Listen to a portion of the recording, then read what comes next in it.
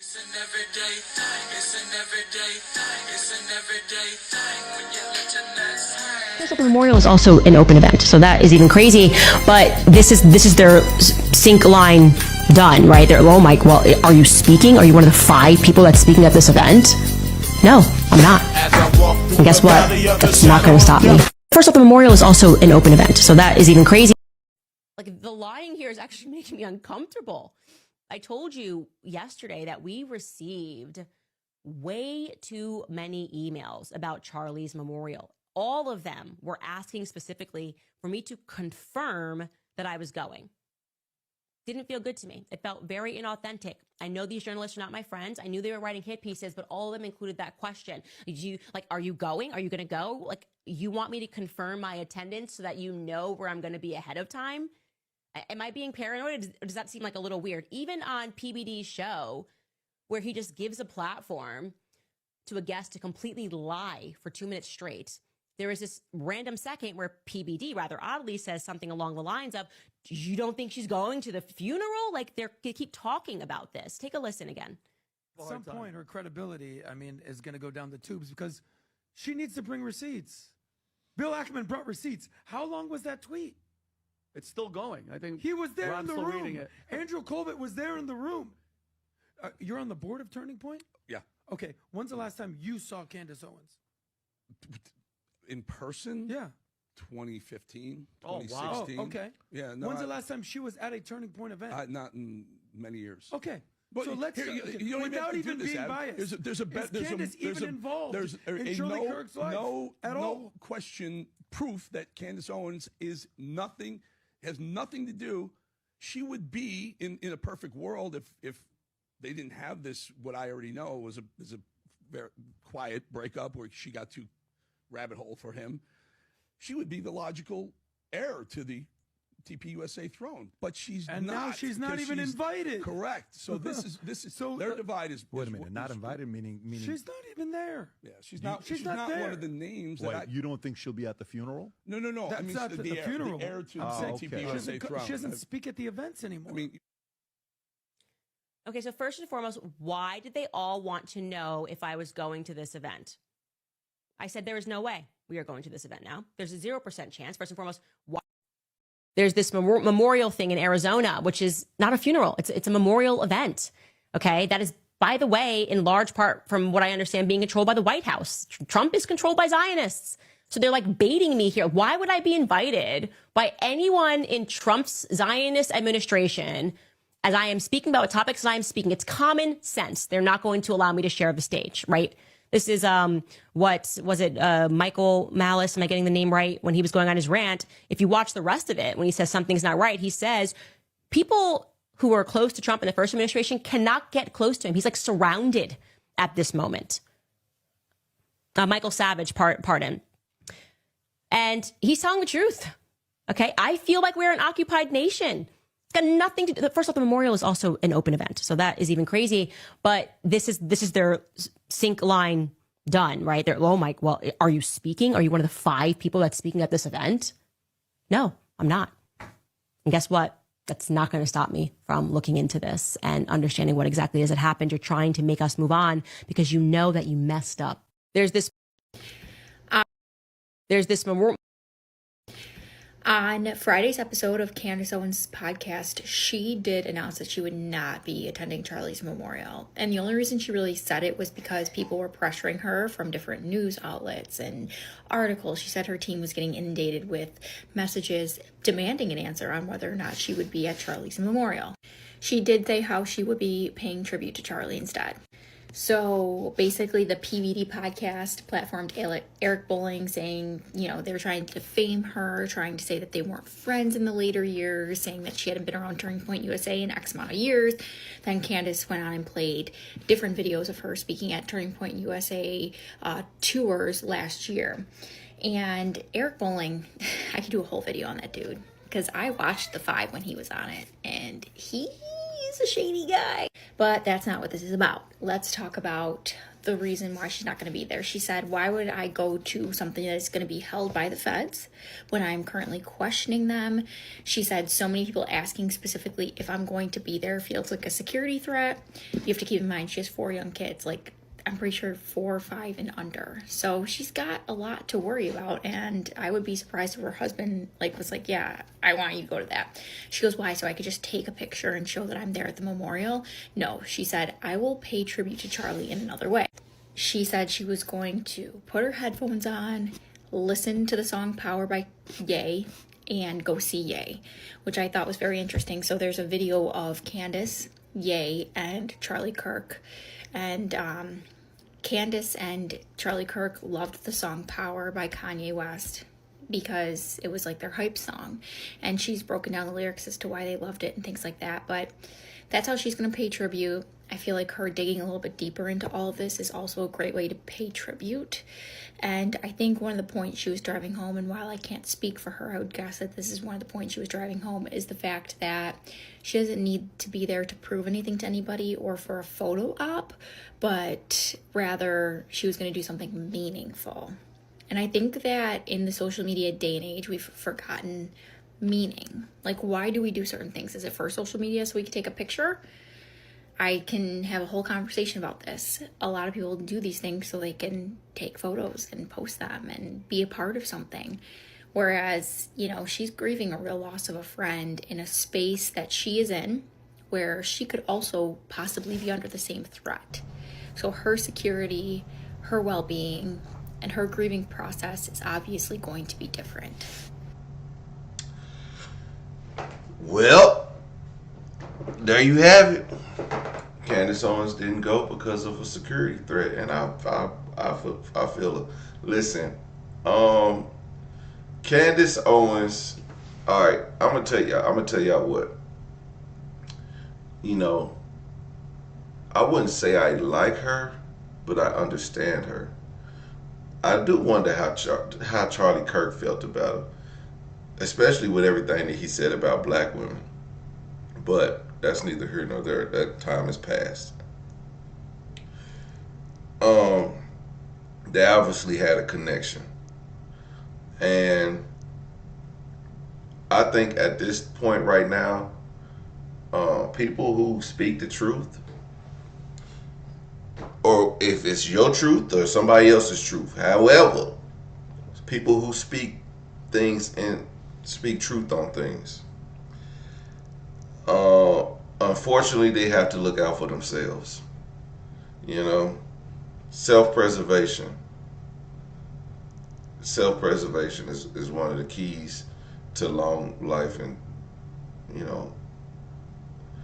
so no, Candace, don't go out there. It's people that don't like you, and because of the things that you say. Now, Candace, I will say this. Not only is she a qualified individual to say to some of the things that she say, even though we may not like it because we think she's so far right-wing, but because she's a black woman, and I don't know if she's married to a white man, but some would assume, I think she's a qualified individual to say some of the things she says, and she has reasonings into why.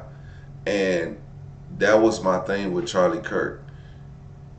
If you wanted to say the things that you were saying, I think you should have left that to someone in our, I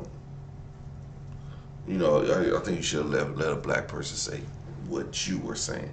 I think he got too comfortable saying what he was saying. And I think,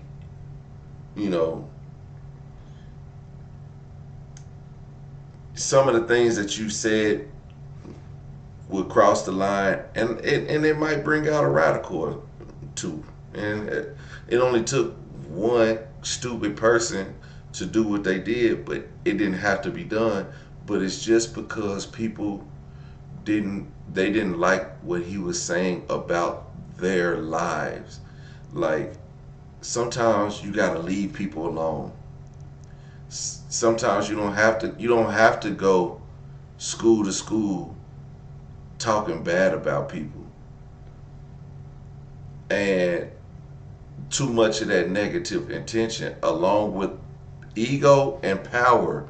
Ego and power, okay? Somebody, Andre Boner said we need Charleston White. Perfect example.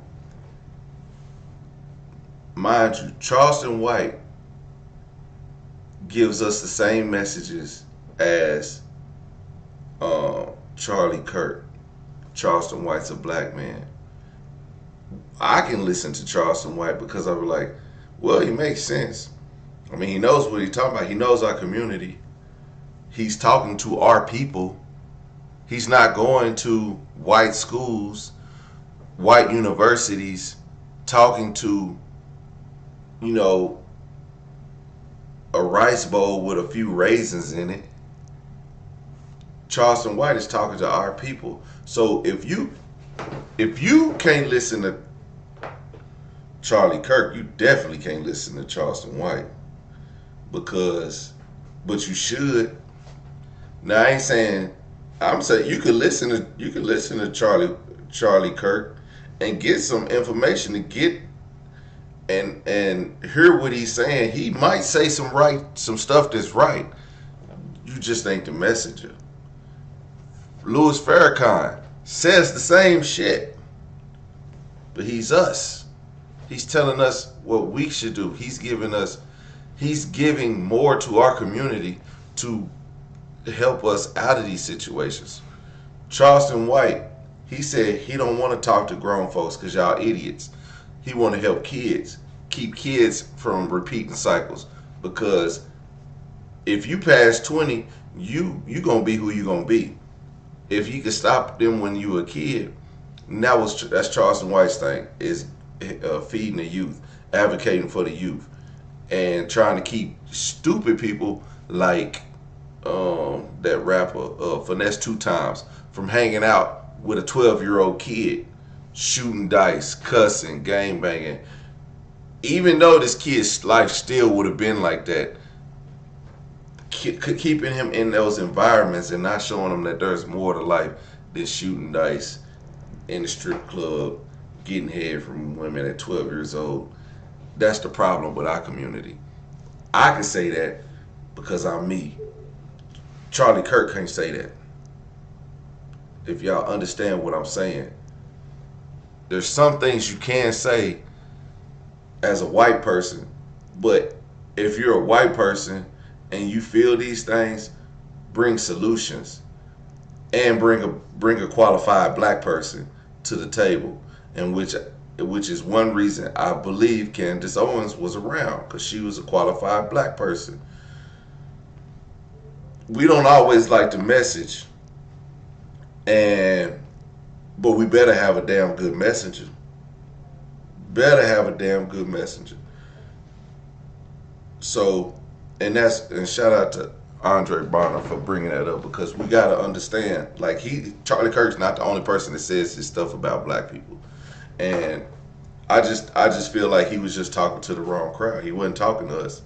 Now and then, even if he no, he would never go to a black crowd. Charlie Kirk, I don't know if he went to a HBCU. I don't know. I haven't seen one video of him at a HBCU talking about this stuff.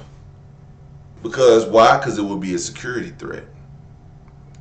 He went where he felt the most comfortable and let his guard down. Which when you speak in truth like that, Malcolm X, Martin Luther King Jr., hell, there's more. You know, when you speak in Dr. Sabi, when you speak in truth, when you speak too much truth, they put a target on your back.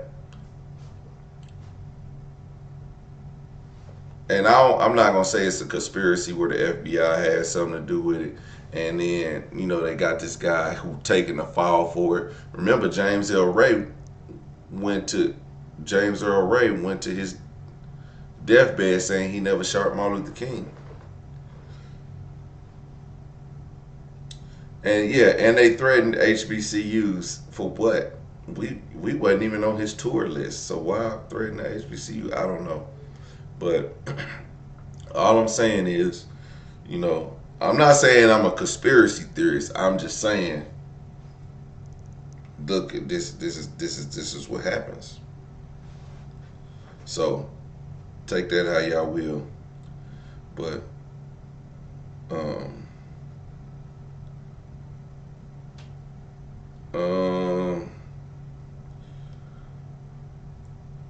I couldn't tell you. I couldn't tell you who was the best president ever. What I can tell you is, economy wise, we haven't seen a better economy since Bill Clinton. So whether he was the best president or not, just because of that, I think presidents should get head, because hell, it made him do his job right. But anyway, that's neither here nor there.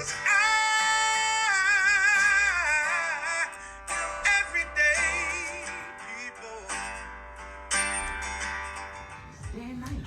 For some women, it can start working in as fast as 1 week.